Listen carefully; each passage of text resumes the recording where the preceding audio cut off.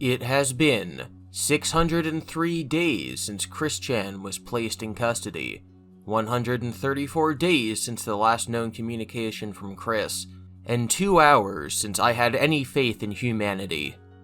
Hello, my name is Gibby, and welcome to a video that I absolutely did not think I would be recording this morning. As you can see on screen from the title of this video, we now know that Chris Chan is no longer in jail.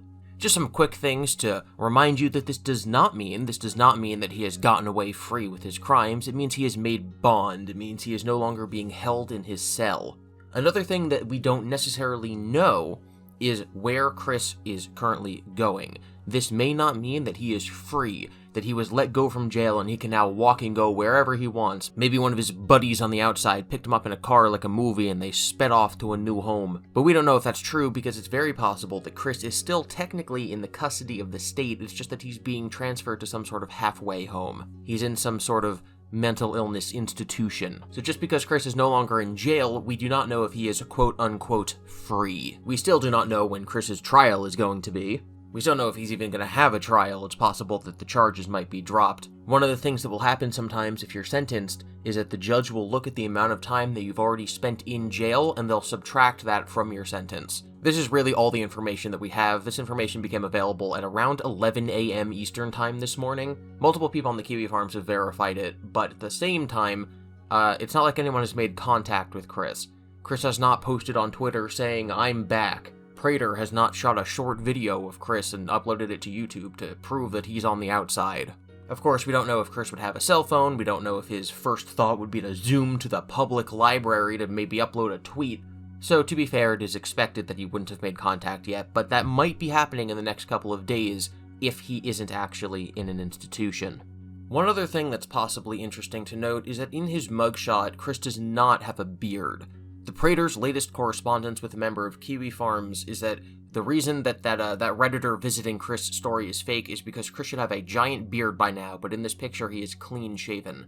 I find it extremely unlikely that they would have allowed Chris time to shave his face totally clean just so that he could leave. They're gonna gussy him up for the press.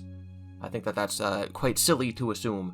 Maybe I'm wrong, so if you're more familiar with the jail system, please correct me in the comments, but I think that this might be some evidence against that Prater email. Obviously, this is big breaking news.